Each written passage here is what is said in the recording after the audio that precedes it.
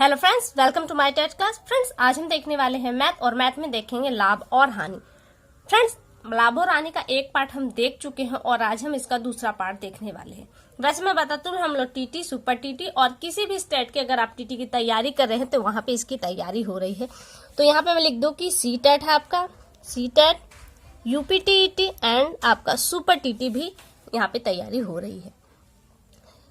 लाभ और हानि का एक टॉपिक हम पढ़ चुके हैं, आज हम दूसरा पार्ट पढ़ने वाले हैं और यहाँ पे हम निकालेंगे क्रय मूल। क्रय मूल अगर आपको हानि हो रही है तो भी निकालेंगे और लाभ हो रहा है तो भी, यानी कि दोनों ही शर्तों पे हम आज क्रय मूल निकालना सीखेंगे। दूसरी जो वीडियो होगी उसमें हम विक्रय मूल निकालना सीखेंगे, चाहे वो लाभ की कंडीशन हो या फिर हानि की कंडीशन। यहाँ पे वीडियो थोड़ी सी कट गई, कुछ पोर्शन छूट गया तो मैं फिर से उस चीज को दोहरा दूं। प्रश्न है आपका, एक कुर्सी को 165 रुपए में बेचने पर 10% लाभ होता है, कुर्सी का क्रय मूल्य ज्ञात कीजिए। यानी कि एक कुर्सी है जिसे 165 रुपए में बेचा गया तो 10% का लाभ हुआ, कुर्सी का क्रय मूल्य क्या होगा। कोई, अब मान लीजिए कुर्सी है, अगर हम इसे x मान लेते हैं कि x रुपए की है, तो ये x रुपए कितने प्रतिशत के बराबर है, वो 100% के बराबर है। यानी कुर्सी का जो भी मूल्य है वो अपने आप में 100% के बराबर है और उसे 10% के लाभ पर बेचा गया तो 165 रुपए में बेचा गया। तो प्लस इस 165 रुपए में आपका क्या क्या है, 100% तो कुर्सी का क्रय मूल्य जो अपने आप में है और प्लस 10% ये लाभ, यानी कि किसको दिखा रहा है, 110% को 165 आपका दिखा रहा है। अगर हम 110 से 165 को डिवाइड कर दे तो 1% में कितने रुपए बन रहे हैं ये हमें मिल जाएगा और पूरे वस्तु की जो कीमत होती है वो 100% के बराबर होती है, उसमें हम 100 का गुणा कर देंगे तो हमें आंसर मिल जाएगा। तो क्या प्रश्न बना आपका, यहाँ पे सूत्र के हिसाब से आपका जो बनेगा, क्रय मूल्य बराबर विक्रय मूल्य गुणित 100 और बटे में क्या चला जाएगा, यहाँ पे आपका लाभ दिया है तो 100 जाएगा और प्लस का निशान जाएगा और लाभ क्या है 10 है, तो हम 10 लिख देंगे। विक्रय मूल्य कितना कह रहा है 165 गुणित 100 और बटे में क्या हो जाएगा आपका 110। हमने कहा ना कि 165 110% के बराबर है, फॉर्मूला देखिए वहीं आ गया है 110%। जब हम 110 से 165 को काटेंगे तो हमें 1% में कितने रुपए बन रहे हैं वो मिलेंगे और उसमें 100% के बराबर, यानी कि जब 100 का गुणा कर देंगे तो हमें उस वस्तु की क्रय कीमत मिल जाएगी। काट देते हैं, यहीं से हमने दोनों को एक साथ रख दिया है, 0 से 0 कट गया, अब बचा यहाँ पे 11, 11 से इसको काटेंगे तो 11 कम 11, 11 पचे 55, यानी कि 11 पूरा कट गया, यहाँ पे आया 15, 15 दहा में 150 और ये हो गया आपका आंसर। यानी कि कुर्सी की जो मूल कीमत थी 150 रुपए थी और उस पर 10% का लाभ लेकर बेचा गया तो 165 रुपए उसकी कीमत हो गई, जो विक्रय मूल्य कहलाई, और ये हो गया आपका आंसर। इसी तरह से दूसरा सवाल देखिए, लेकिन सवाल टेढ़े होते नहीं है, सवाल टेढ़े नहीं होता, आपकी निगाहें थोड़ी सी इधर उधर होती हैं तो वो थोड़ा सा निगाह बचाकर आगे निकल जाता है और आपको लगता है कि बहुत कठिन है, हमको नहीं आएगा। तो ऐसा कुछ भी नहीं है, ये सब इजी है, आप कर लेंगे। प्रतिशत टॉपिक आपने पढ़ा है, सिर्फ वही चीजें हैं, बस इसको रखने का प्रोसेस थोड़ा सा डिफरेंट है। आप चीजों का आप व्यवहारिक जिंदगी में जिस तरह की चीजों को देखते हैं, जिस तरह का मैथ लगाते हैं उस तरह से लगाते चले जाइए, सब हो जाएगा। अब अगला प्रश्न देखिए, किसी वस्तु को 69.60 रुपए, यानी कि 69 रुपए और 60 पैसे में बेचने पर 25% की हानि हुई। अब यहाँ कह रहा है कि हानि हो रही है, ऊपर जो था आपका सवाल में वो लाभ था। इस वस्तु का क्रय मूल्य होगा, फॉर्मूला देखिए पहले, क्रय मूल्य बराबर विक्रय मूल्य गुणित 100 और इसके बटे में जाएगा 100, हाँ माइनस है, सॉरी हानि है तो हम माइनस करेंगे और कितना करेंगे, जो हानि दिया होता है, क्योंकि यहाँ पे हमको हानि रखना है तो हानि की जगह यहाँ पे हम हानि लिख देते हैं, ठीक है। अब अंकों रख के देख लेते हैं, विक्रय मूल्य क्या दिया है 69.60 गुणित 100 और इसके बटे में क्या चला जाएगा 100 माइनस 25, तो क्या आ जाएगा हमारा, यहाँ पे इसको रख देते हैं 69.60 गुणित 100 बटे में 75। अब देखो प्रश्न को देखिए यहाँ पे, अब एक बार प्रश्न में भी इसको देख लेते हैं। कह रहा है 69 रुपए में बेचने पर 25% की हानि हुई, हानि हुई है, यानी कि 100% बराबर तो उसका क्रय मूल्य हो गया और 25% की हानि हुई तो बचा क्या 75%, यानी कि 75% के बराबर ये कीमत है। अगर हम 75 से डिवाइड करें तो 1% में जो कीमत बन रही है उसमें अगर हम 100 का गुणा कर दे तो हमें मूल उस वस्तु की कीमत मिल जाएगी, यानी कि क्रय मूल्य मिल जाएगा। फॉर्मूला यही कह रहा है और आपने यही किया है। वस्तु है और उसमें हमने 75 से डिवाइड किया और गुणे 100 कर दिया, हमें उस वस्तु की जो क्रय कीमत है, मूल रेट है, वो मिल जाएगा। काट देते हैं, काटेंगे यहाँ पे तो 3 आएगा, हम डायरेक्ट 25 से काटेंगे और यहाँ काटेंगे तो 4 आएगा। 3 से यहाँ काट देते हैं, देखिए दशमलव का भाग है आ गया अब यहाँ पे। तो आप दशमलव की जो एक वीडियो है वो देखिए, आप यहाँ से क्लियर हो जाएगा, क्योंकि हर पॉइंट पे ये बताना पॉसिबल नहीं हो पाएगा कि आप कैसे काटेंगे।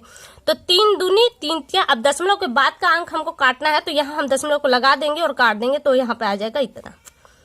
क्या बचा आपका 23.20 गुणित 4, तो आप गुणा कर देंगे तो क्या आ जाएगा आपका, तो 0, 4 दूनी 8, अब दशमलव यहाँ लगा देंगे, 4 तिया 12 का 2, 4 दूनी 8 1 9, यानी कि वो वस्तु कितने रुपए की है, 92.80 रुपए की है, जिसे 69.60 रुपए में बेचने पर 25% की हानि हुई। और ये हो गया आपका आंसर। और भी प्रश्न करते हैं, इजी लगेंगे। कुछ डिफिकल्ट भी क्वेश्चन है जो आपके एग्जाम में बनते हैं।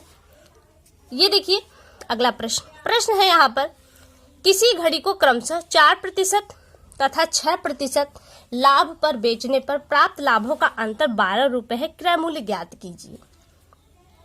प्रश्न को समझिए, कह रहा है कि जो मूल कीमत हमें लाभ हो रहा है, तो जो मूल कीमत है उसमें अगर हम 4% की वृद्धि कर देते हैं और फिर बाद में हम 6% की वृद्धि करते हैं तो हमें 12 रुपए का लाभ होता है। तो 6 और 4% का अंतर क्या है, 2%। तो 2% बराबर कितने रुपए हो गए आपके, 12 रुपए।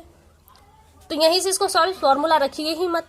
तो 1% बराबर क्या होगा, 6 रुपए। अगर 1% बराबर 6 रुपए है तो 100% जो वस्तु की मूल कीमत है तो यहाँ रख देंगे, तो 6 गुणित 100 बराबर 600 रुपए।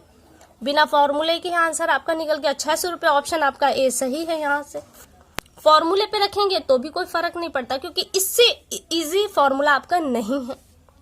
आगे चलते हैं, एक और प्रश्न देखते हैं। देखिए प्रश्न एकदम इजी था, फॉर्मूले से भी इजी था, लेकिन पढ़ने में थोड़ा सा टेढ़ा लग रहा था। एक और प्रश्न करते हैं हम। यहाँ पे अगला प्रश्न है, जब कोई वस्तु 44 में बेची गई तो उस पर 10% का लाभ हुआ, वस्तु का लागत मूल्य है। 10% का क्या हुआ, आपको लाभ हुआ है, कितने में बेचने पर, 44, यानी कि 44 रुपए कितने प्रतिशत के बराबर है, 110% के बराबर। तो क्या करेंगे आप, यहाँ पे फॉर्मूला रखिए चाहे मत रखिए, डायरेक्ट अंकों को रख दीजिए। 44 गुणित 100 वस्तु की मूल कीमत को दिखाना चाहते हैं यहाँ पे, और 44 कितने के बराबर है, 110 के बराबर। तो यहाँ कर देंगे, इसे काट देंगे, 11 चौका 44 और 4 दहा में 40, यानी कि वस्तु की जो मूल कीमत है, लागत है, क्रय मूल्य है, वो क्या है। देखिए यहाँ पे लागत शब्द दिया है, इसका मतलब ये नहीं है, लागत में इसलिए होता है कि आज उस वस्तु को खरीदने में जितने रुपए दिए हैं या फिर उस वस्तु को बनाने में आपने जितने रुपए खर्च किए हैं वो उसकी लागत मूल्य कहलाती है या फिर क्रय मूल्य कहलाता है। क्रय में खरीदना होता है, लागत में होता है कि आपने उस वस्तु का निर्माण किया हो, लेकिन यहाँ पे लागत मूल्य का मतलब यहाँ पे क्रय से भी लिया जाता है, यानी कि उस वस्तु को 40 रुपए में उसकी लागत मूल्य लगी थी, जिसे 44 रुपए में बेचने पर हमें 10% का लाभ हुआ। ऑप्शन कौन सा सही आ रहा है, ऑप्शन सी आपका यहाँ पे सही है। अगला प्रश्न देखते हैं, आखिरी प्रश्न है ये वीडियो का। कोई पुस्तक विक्रेता एक पुस्तक को 72 रुपए में बेचकर 20% का लाभ उठाता है, पुस्तक का क्रय मूल्य क्या होगा। फॉर्मूला एक बार हम रख के देख लेते हैं, ताकि बार बार फॉर्मूले रखेंगे तो हमें फॉर्मूला भी याद हो जाएगा। वैसे फॉर्मूले रखने की जरूरत भी नहीं है, मैं आपको ऐसे ही बता दूंगी एकदम इजीली। 72 रुपए की वस्तु बेची गई तो उसमें 20% का लाभ छुपा हुआ था, यानी कि 72 रुपए कितने प्रतिशत के बराबर हो गई, 120% के बराबर। अगर हम इस 72 को 120 से भाग दे दें तो 1% में कितने पैसे बन रहे हैं वो निकल जाएगा। अगर 1% में जो पैसे बन रहे हैं उसमें हम 100 का यानी 100% का गुणा कर दे तो 100% में कितने रुपए बनेंगे ये बाहर निकल कर आ जाएगा। तो यहीं पे हो गया गुणित 100। इसी को आपको सॉल्व करना है, और आपका फॉर्मूला एक बार फिर से मैं यहाँ पे रख देती हूँ ताकि आपको क्लियर हो जाए कि फॉर्मूले में और इस बताए हुए में कितना अंतर है। फॉर्मूला आपका कहता है प्रतिशत, यहाँ पे क्या मिल रहा है आपको, लाभ मिल रहा है, तो लाभ प्रतिशत बराबर क्या होगा, विक्रय मूल्य, सॉरी क्रय मूल्य,